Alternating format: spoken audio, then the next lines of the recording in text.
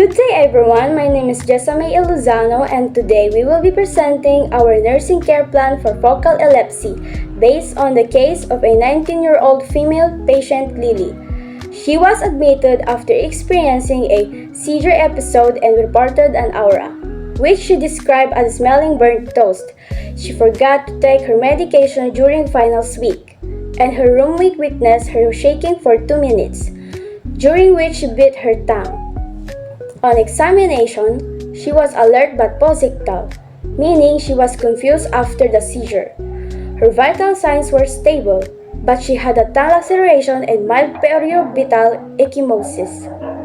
An EEG showed abnormal temporal lobe spikes, confirming focal epilepsy.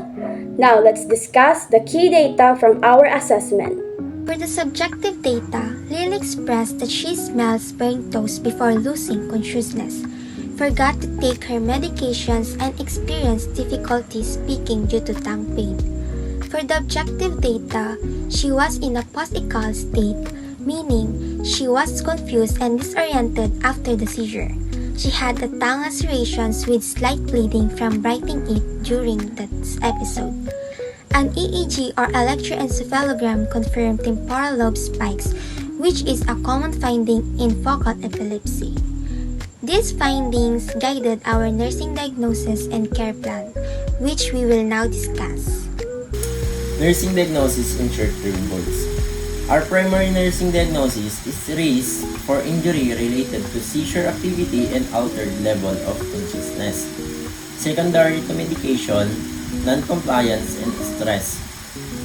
This diagnosis is important because Lily is at high risk for harm due to her uncontrolled seizures, which can cause falls, head trauma, and aspirations. The fact that she forgot to take her medication and was experiencing academic stress further increased this risk. To address this, we set the following short-term goals to be achieved within 48 hours. First is the patient will remain seizures-free. Second, her environment will be kept safe from injury risk. She will verbalize understanding of seizure precautions to prevent future harm. Now let's move on to our long-term goals. In addition to our short-term goals, we also set a long-term goal for 24 to 48 hours after interventions. This includes the patient will adhere to her prescribed medication regimen to prevent future seizures. She will learn and apply stress reduction techniques to lower the likelihood of seizures. And lastly, she will demonstrate knowledge of seizure triggers and management strategies to handle future episodes effectively.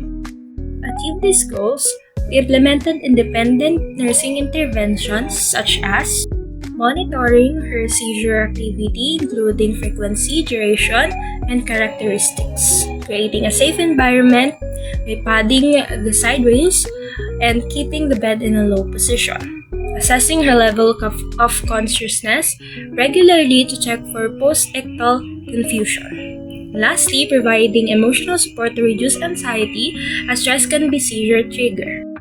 So next, we will discuss our dependent and collaborative interventions. Along with independent interventions, we also perform dependent and collaborative interventions. First, we have dependent interventions, which requires a physician's order, including first, administering anti-seizure medications as prescribed to control seizure activity.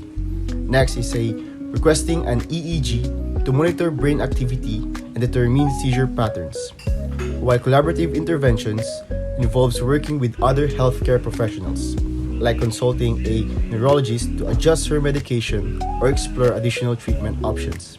Another is referring her to social services to provide counseling and support for stress management and medication adherence. Lastly is educative interventions. These are essentials to ensure Lily can manage her epilepsy effectively. We educate her on seizure triggers like stress and missed medications, warning signs such as auras, like the burnt toast smell she experiences, emergency seizure management, including turning her on her side to prevent aspirations, and the importance of medication adherence, emphasizing that missing doses increases seizure risk. Next, let's evaluate our interventions and their effectiveness. After implementing our interventions, we evaluated their effectiveness based on the patient's progress. For the short-term outcome, we observed that patient remained seizure-free during the hospital stay. Her environment was kept safe to prevent injury. She verbalized seizure prescriptions, demonstrating her understanding of how to stay safe. For the long-term outcome, after 24 to 48 hours, we saw that she adhered to her prescribed medication, regained and understood its importance. She identified that applied stress reduction techniques such as deep breathing exercises. She demonstrated knowledge of seizure triggerness and management strategies by correctly identifying potential triggers and explaining how to handle future seizures. Now, let's summarize our findings and conclusion. In conclusion, our nursing care plan for focal epilepsy successfully addressed Lily's risk for injury by focusing on seizure prevention, medication adherence, and stress management. Through our interventions, she remained seizure-free, learned how to manage her triggers, and committed to following her medication regimen. This demonstrates how nursing interventions play a critical role in ensuring patient safety and long-term well-being.